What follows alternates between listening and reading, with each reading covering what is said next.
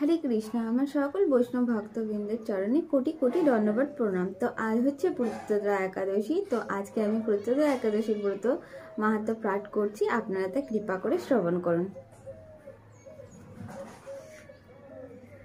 যুধিষ্ঠির বললেন, হে কৃষ্ণ, পৌষ মাসের শুক্লপক্ষের একাদশীর নাম কি?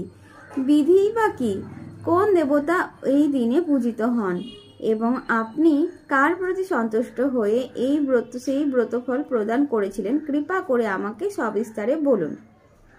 শ্রীকৃষ্ণ বললেন, হে মহারাজ, এই একাদশী পুত্রদা নামে প্রসিদ্ধ।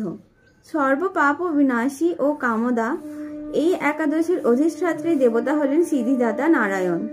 ত্রিলোকের এর মতো শ্রেষ্ঠ ব্রত নেই। এই ব্রতকারীকে নারায়ণ বিধান ও যশস্বী করে তোলেন। এখন আমার কাছে ব্রতের মাহাত্ম্য শ্রবণ করো। ভদ্রাবতী পুরীতে সুকেতুমান নামে এক রাজা ছিলেন। তার রানীর নাম ছিল শৈবা। রাজদম্পতির বেশ সুখেই দিন যাপন করছিলেন। বংশ রক্ষার জন্য বহুদিন ধরে ধর্মকর্মের অনুষ্ঠান করেও যখন পুত্র লাভ হলো না, তখন রাজা দুশ্চিন্তায় কাতর হয়ে পড়লেন। ওই সকল ঐশ্বর্যবান হয়েও পুত্রহীন রাজার মনে কোনো সুখ ছিল না। তিনি ভাবতেন, পুত্রহীনের জন্ম বৃথা ও গৃহশূন্য। পিতৃদেব মনুষ্য লোকের কাছে যে ঋণ শাস্ত্রে উল্লেখ আছে তা পুত্র বিনা পরিশোধ হয় না। পুত্রবান জনের এই জগতে যশ লাভ ও উত্তম গতি লাভ হয় এবং তাদের আয়ু, আরোগ্য, সম্পত্তি প্রভৃতি বিদ্যমান থাকে।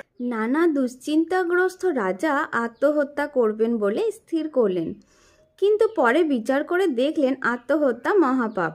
এর ফলে কেবল দেহের বিনাশ মাত্রই হবে, কিন্তু আমার পুত্রহীনতা তো দূর হবে না। তারপর একদিন রাজা নিবিড় বনে গমন করলেন। বন ভ্রমণ করতে করতে দ্বিপ্রহর অতিক্রান্ত হলে রাজা ক্ষুধা তৃষ্ণায় অত্যন্ত কাতর হলেন। এদিক ওদিক জলাদির অনুসন্ধান করতে লাগলেন। তিনি চক্রবাক, রাজহংস এবং নানা রকম মাছে পরিপূর্ণ একটি মনোরম সরোবর দেখতে পেলেন। সরোবরের কাছে মুনিদের একটি আশ্রম ছিল। তিনি সেখানে উপস্থিত হলেন। সরোবর তীরে মুনিগণ বেদ পাঠ করছিলেন। মুনিবৃন্দের শ্রীচরণে তিনি দণ্ডবৎ প্রণাম করলেন। মুনিগণ রাজাকে বললেন, হে মহারাজ, আমরা আপনার প্রতি প্রসন্ন হয়েছি। আপনার কি প্রার্থনা বলুন। রাজা বললেন, আপনারা কে এবং কি জন্যই বা এখানে সমবেত হয়েছেন? মুনিগণ বললেন, হে মহারাজ, আমরা বিশ্বদেব নামে প্রসিদ্ধ এই সরোবরে স্নান করতে এসেছি।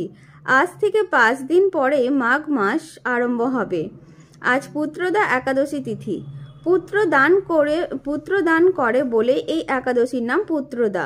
তাদের কথা শুনে রাজা বললেন, হে মুনিবৃন্দ, আমি অপুত্রক, তাই পুত্র কামনায় অধীর হয়ে পড়েছি।